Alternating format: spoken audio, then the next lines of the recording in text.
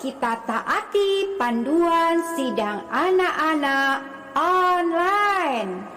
Berpakaian rapi dan sopan.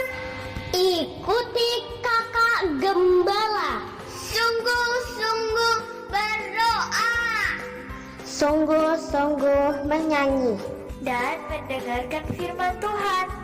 Tidak melakukan Makan, main handphone, tiduran dan lain-lain. Tuhan Yesus memberkati. Amin.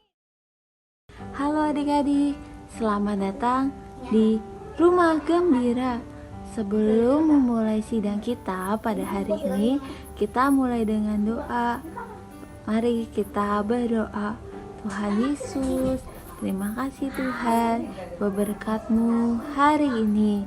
Tuhan, dapatkan kami memiliki hati yang mau mendengar akan setiap firman Tuhan. Terima kasih Tuhan. Amin. Tema kita pada hari ini adalah tidak ada yang mustahil. Hari ini akan bercerita mengenai kisah Gideon. Adik-adik, kalian tahu tidak pekerjaan orang ini apa? Ya, betul. Dia adalah seorang tentara. Nah, adik-adik, kalau seorang tentara mau pergi berperang, kira-kira mereka membawa apa saja ya? Adakah kalian tahu kalau seorang tentara yang mau pergi berperang membawa trompet atau membawa buyung dengan sebuah suluh di dalamnya? Tetapi tentara-tentara Gideon adalah orang-orang seperti itu adik-adik. Yuk kita dengarkan ceritanya bersama-sama. Nah adik-adik, ketika Gideon di atas gunung, ia memandang ke sebuah lembah. Dengan rasa ketakutan dan rasa ngeri, dia melihat bukan pohon-pohon yang indah, atau sungai-sungai yang jernih, atau sekelompok kuda yang gagah sedang merumput. Itu benar-benar sangat mengerikan. Apakah yang dilihat oleh Gideon? Ia melihat tentara-tentara musuh, orang-orang Midian memenuhi lembah itu banyak sekali. Bahkan ketika orang-orang Israel berkumpul pun tidak ada sebanyak itu. Seluruh kuda, kereta, senjata di Israel semua dikumpulkan pun tidak bisa membandingkan tentara-tentara itu. Nah, musuh mereka benar-benar banyak sekali dan juga ngeri-ngeri. Kemah dan unta mereka memenuhi lembah itu. Gideon dan seluruh orang Israel tidak mungkin bisa menang kalau mereka mau melawan tentara-tentara itu. Namun pada saat itu hanya ada satu jalan yang dipikirkan oleh Gideon, yaitu Tuhan harus menolong mereka. Nah pada saat itu juga Gideon langsung mengumpulkan seluruh orang-orang Israel yang mau berperang. Mereka berjumlah 32.000 orang yang jumlahnya tidak sebanding dengan pasukan-pasukan musuh yang tidak terhitung banyaknya itu. Tetapi Tuhan berkata, Gideon, tentara itu terlalu banyak. Jangan-jangan nanti mereka sombong dan mengira diri merekalah yang menyelamatkan Israel dari tangan musuh. Jadi Gideon kembali mengumumkan, siapa saja yang merasa takut boleh pulang. Ternyata yang pulang sebanyak 22.000 orang, sehingga tentara Gideon tertinggal 10.000 orang saja, lebih sedikit lagi dibandingkan dengan tentara-tentara musuh itu. Bagaimana mungkin ya dengan 10.000 orang bisa mengalahkan tentara-tentara yang memenuhi lembah yang selebar itu? Tetapi Tuhan berkata lagi, itu masih terlalu banyak. Tuhan menyuruh Gideon membawa mereka untuk turun ke sungai dan mereka minum di situ. Nah, pada saat itu Tuhan yang akan memilih orang-orang yang berhak untuk melawan tentara-tentara tersebut.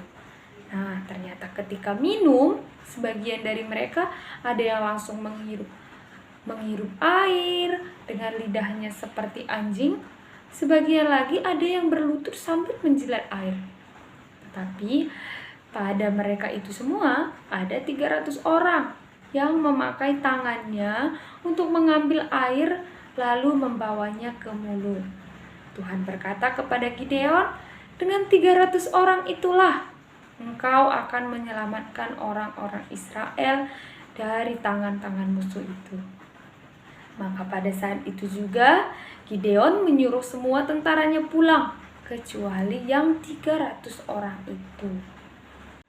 Pada malam itu juga Tuhan menyuruh Gideon menyerbu perkemahan musuh. Beranikah Gideon? Ini adalah pekerjaan yang sangat mustahil. Nah, Tuhan tahu bahwa Gideon masih merasa gelisah, dia sangat khawatir karena jumlah tentaranya sangat sedikit. Pada saat itu juga Tuhan menyuruh Gideon bersama Pura, adalah bujangnya sendiri, turun ke perkemahan musuh untuk mendengarkan perkataan sesuatu yang keluar dari musuh-musuh tersebut, dan itu yang akan membuat mereka untuk berani melawan. Gideon dan Pura langsung mengendap-endap berjalan perlahan-lahan ke perkemahan musuh. Ia mendengarkan seseorang berkata, "Aku bermimpi tentang sekeping roti jelai." Nah, roti itu terguling masuk ke perkemahan kita dan melanggar kemah kita hingga roboh. Temannya langsung menjawab, "Itu pasti Gideon, karena Tuhan telah menyerahkan kita kepada Gideon." Nah, ketika Gideon mendengar perkataan tentara itu, dia langsung sujud dan berterima kasih kepada Tuhan. Kemudian, ia dan bujangnya cepat-cepat kembali ke perkemahan mereka sendiri. "Bangunlah," mereka berseru, "Tuhan telah menyerahkan orang-orang Midian kepada kita. Kita akan mengalahkan mereka dan memenangkan pada pertempuran ini." Lalu Gideon membagikan beberapa senjata yang aneh kepada pasukannya. Pasukannya yang sedikit itu, ia membagikan sangkakala dan buyung dengan sebuah suluh di dalamnya. Gideon membagi pasukannya menjadi 3 kelompok, menyuruhnya berbaris turun dan mengepung perkemahannya. "Nah, kamu semua harus berdiam diri dan menirukan apa yang aku lakukan. Apabila kamu mendengar sangkakalaku, maka kamu harus meniup sangkakalamu dan berseru, 'Pedang demi Tuhan dan demi Gideon,' kata Gideon kepada tentara-tentaranya. Dalam kegelapan, Gideon dan pasukannya mulai berbaris menuju ke perkemahan musuh. Dengan diam-diam, mereka membuat lingkaran mengelilingi perkemahan orang Midian.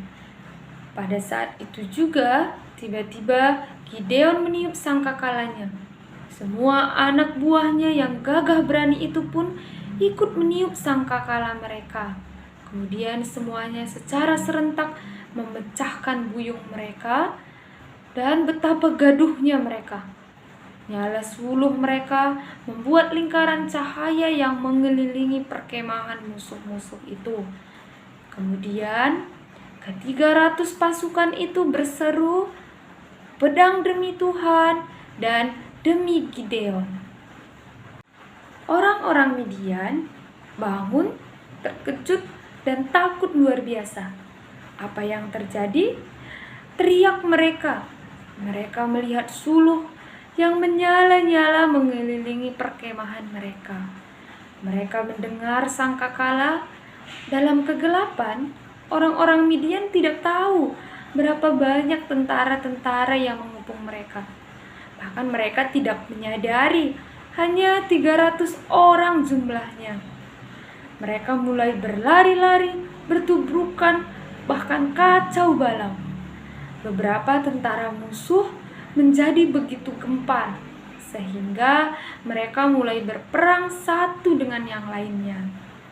Nah, pada saat itu puji Tuhan, Tuhan menyertai orang-orang Israel. Tuhan berperang bagi orang-orang Israel dan membuat mereka menang melawan musuh yang jumlahnya tidak terhitung. Tidak ada yang mustahil bagi Tuhan, bukan? Nah, adik-adik, hari ini pun kita sebagai orang-orang yang dipilih Tuhan, orang-orang yang Tuhan telah tentukan, kita juga harus kadang-kadang berperang melawan musuh-musuh kita. Musuh-musuh kita hari ini apa? Yaitu Satan. Satan bahkan berusaha membujuk kita melakukan hal-hal yang tidak menyenangkan Tuhan. Kadang-kadang dia juga berusaha membujuk kita untuk memaki-maki orang, membohongi orang, ataupun membujuk orang untuk bertengkar. Tetapi ingatlah kepada Tuhan kita, Tuhan yang selalu menyertai kita. Kita tidak perlu memakai senjata-senjata yang seperti pisau ataupun senjata-senjata tentara lainnya. Senjata kita yang sebenarnya adalah berdoa dan bersandar kepada Tuhan. Nah, adik-adik, cerita kita sampai di sini. Kita tutup dengan doa ya. Oh Tuhan Yesus, oh Tuhan Yesus, oh Tuhan Yesus. Tuhan, terima kasih Tuhan, karena hari ini kami masih bisa mendengarkan firman-Mu. Tuhan, dapatkan kami hari ini. Tuhan, terus mengandalkan diri Tuhan, terus bersandar kepadamu. Tuhan, kami mau melawan musuh-musuh yang ada di sekitar kami. Untuk itu berkati kami Tuhan, di dalam kehidupan kami sehari-hari, kami boleh rajin berdoa, boleh rajin bersandar kepada Tuhan. Terima kasih Tuhan Yesus, kami cinta padamu. Amin. Ayat hafalan kita terdapat di Ibrani 11 ayat 7. Ibrani 11 ayat 7. Karena iman, maka Abraham tatkala ia dicobai mempersembahkan Ishak. Ia yang telah menerima janji itu rela mempersembahkan anaknya yang tunggal. Baik, untuk menutup akan firman hari ini, mari kita tutup di dalam doa. Mari kita sama-sama berdoa. Tuhan Yesus, terima kasih Tuhan, kami boleh mendengar dari firman-Mu Tuhan. Tuhan, biarlah firman-Mu boleh hidup atas setiap kami. Terima kasih Tuhan. Amin.